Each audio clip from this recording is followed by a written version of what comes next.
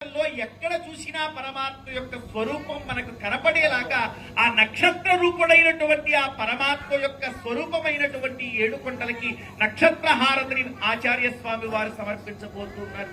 ఈ సప్తహారతుల్లో ఈ నక్షత్ర హారతి అత్యంత ఉత్తమమైనటువంటిదిగా మనం చెప్పుకోవచ్చును.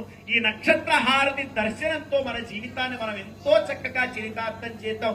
ఎందుకండి ఈ సప్తగిరులకు ఈ విధంగా హారతులు ఇవ్వడం దేనికి అంటే శాస్త్రం చెబుతూ ఉన్నారు, పెద్దవాళ్ళు ఎంతో చక్కగా కీర్తన చేస్తూ ఉన్నారు. ప్రపద్యేతం గిరిం ప్రాయః శ్రీనివాసానుకంపయ ఇక్షుసారస్రవంత్యేవ యన్మూర్త్యా శర్కరాయితం. ఆ వైకుంఠంలో ఉండేటువంటి ఆ పరమాత్మ యొక్క భక్తుల మీద ఉండేటువంటి ప్రేమ స్రవించి మన మీద పరమాత్మకు ఉండేటువంటి ప్రేమ ఎలా ఉంటుందయ్యా అంటే తీయనైనటువంటి చెరుకు రసంలాగా ఉంటుంది అన్నారు.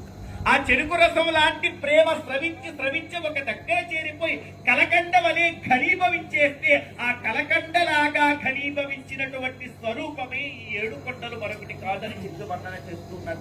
అటువంటి పరమాత్మ యొక్క దయా స్వరూపాలైనటువంటి 7 కొండలకి నక్షత్రహారత సమర్పిస్తూ ఉన్నారు ఆచార్య స్వామి వారు.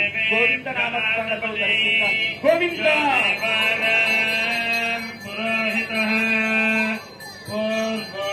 देवेभ्यो जातः नमो रुचाय ब्राह्मये अजं ब्राह्मं जनयन्तः देवाग्रे तदब्रुवन् यस्त्वैवं ब्राह्मणो विद्यात् तस्य देवासन्वसे श्रेश्च ते लक्ष्मीश्च पत्न्यो अहोरात्रे पार्श्वे नक्षत्राणि रूपम् अश्विनो व्यात्तम् इष्टम् मनिषान अमम् मनिषान सर्वम् मनिषान नारायणाय विद्महे वासुदेवाय धीमहि तन्नो विष्णुः प्रचोदयात्.